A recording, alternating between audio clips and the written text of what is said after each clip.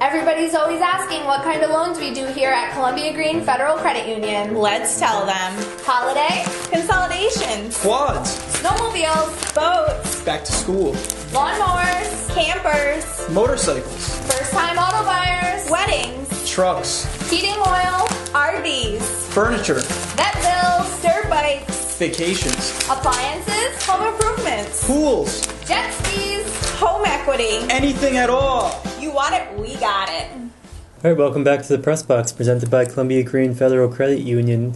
And we've had some pretty big performers over the last few weeks, and Yes. one more or less standout of the bunch I think we have to talk about is Callista Pippen. 1,000 strikeouts just recently, and she's unstoppable.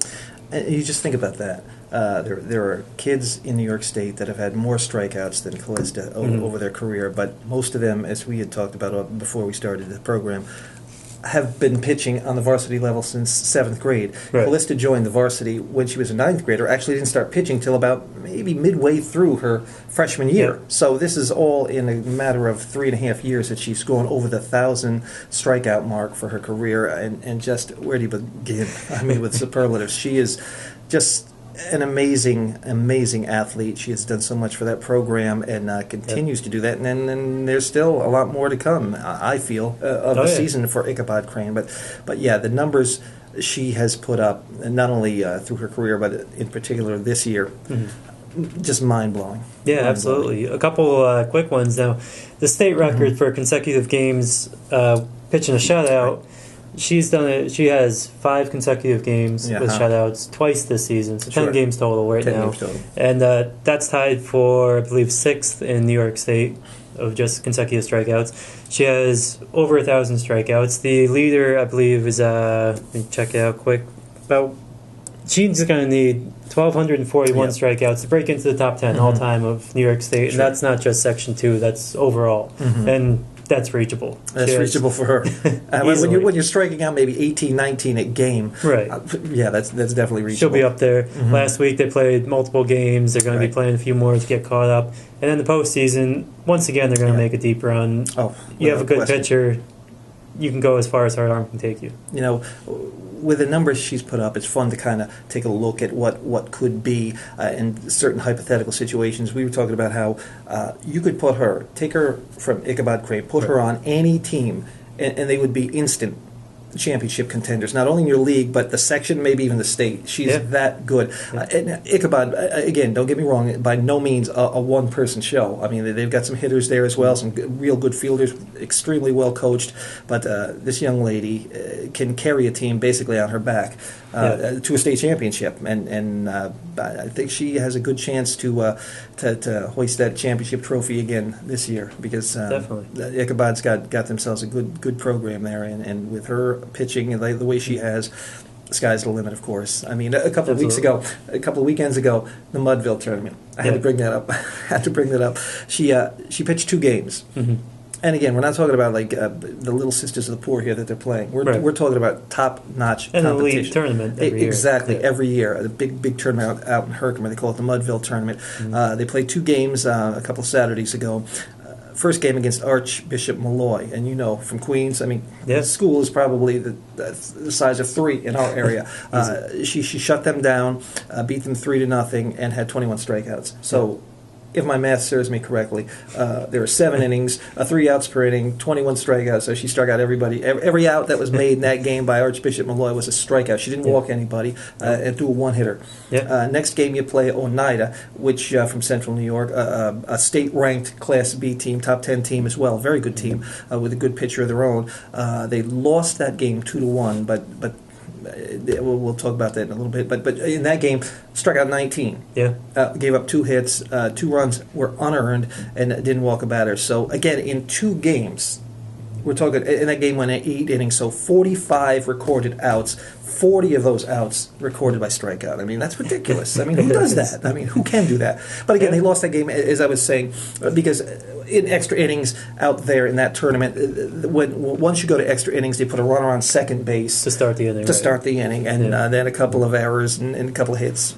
Actually one hit, and they went down 2-0. They battled back as they always do to score a run in the bottom of the eighth, but they got lost that one 2-1. Their only loss to date, but you know what? Sometimes you benefit from a loss. I know nobody wants to have a loss, but sometimes you learn more from a loss than you do from a victory. And I think they've learned from that as well. And they know that you can't just roll the ball out there and win every single game, especially the deeper in state competition you go. But this is a battle-tested team in state competition, and they'll be ready. Yeah, and she is on track to have a 0 ERA, which has only been done once in New York State through a full season. I mean, just going through 80-plus innings this year, nobody can score on her. She threw a perfect game the other day, like a week ago. I mean, it's against just, the reigning Section 2 Class B champion, Cahost. Yeah, and so a little bit of redemption there. They beat Cahost twice this year, and of course she didn't allow any runs. So yeah, it definitely atones for that loss in the Section 2 Class B final 2-1 game this year ago in May. Yeah. And Callista's going to be going to Marist. Marist has had a bit of a rough season. They went 24-30 over the regular season through this year. Some people are surprised that one of the best pitchers in the state is going to Marist. Right. But she committed, as I believe, sophomore year. Very early committed over there, and she's sticking with it so far as we can tell. Right. And I think you go to Marist, they have a couple girls that can hit the ball. Right. You get a great pitcher on your squad, and all of a sudden 24-30, you could easily be the number 1 ranked team going into the MAC tournament. It's going to be very interesting to see how she makes the transition from high school ball to Division I college ball. Yeah. And like you say, I mean, people crying about, well, why go to Marist? Because I'm sure she's got all sorts of offers coming her way. You know what? Who are we to say? Who are they to say? This young lady went to Marist. She took her visit there. She liked what she saw, decided to shut it down. More power to her and to Marist. That's a good program, and I'm sure they will be climbing the ranks with her and another good recruiting class coming in. So, so good for her. And Marist plays some really good competition. They play Villanova, Arkansas, Rhode Island, UConn, Texas A&M, Michigan State, all this season outside of their conference play, which includes playing against Siena and some other top schools.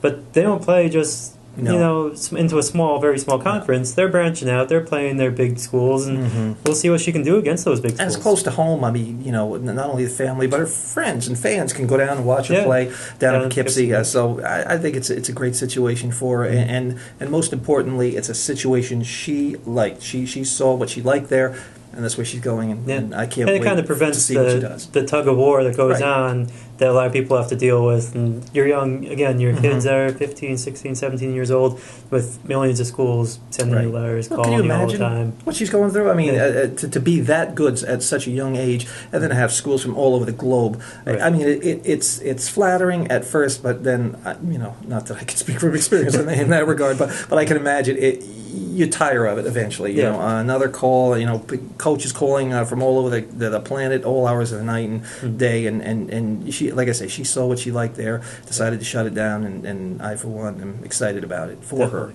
Yeah, and she'll be the third local player to go to a pretty big D1 school. Kayla Doty went to UConn from Chatham. Alicia Link went to St. John's University from Taconic Hills.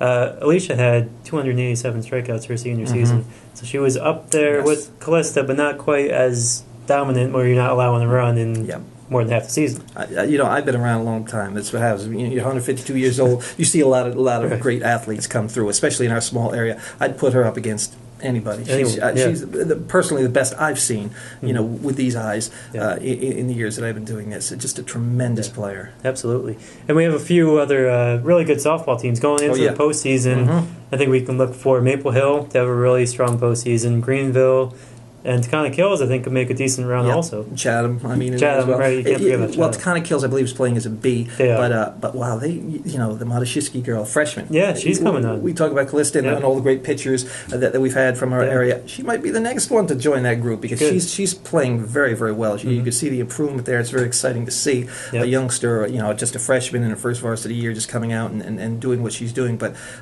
if not this year, I look for them to make some noise in sectionals and over the coming years. But Chatham, Greenville, Maple Hill. The only bad part about that, they're all in the Class C, They're gonna play double each C. other, Yeah, right. so I mean, only one, of course, can come out of there. But I wouldn't be surprised if it's one of those three that come out of the C, double C bracket and represent Section Definitely. 2 in the regionals. Because again, in the Patroon, a lot of people talk about the Patroon's not strong in this sport or that sport. When it comes to baseball, softball, we've been beating their drum for a while. They're as good as anybody. And Greenville just played a couple weeks ago, Ichabod, and played them well. So it's not like they're playing against Oh, again, a Maple bunch Hill of you're talking Maple about. Hill, right? Maple Hill, right. Maple Hill playing against a bunch of smaller schools Yeah. or anything, a bunch of Class C schools. They're playing big teams and they're doing very well again. Coaches will tell you there's no moral victories, but if there are, that would have to That's be one. one. You lose 1-0 to a state championship caliber team that's a class above you, Class B. Right. Maple Hill being a C.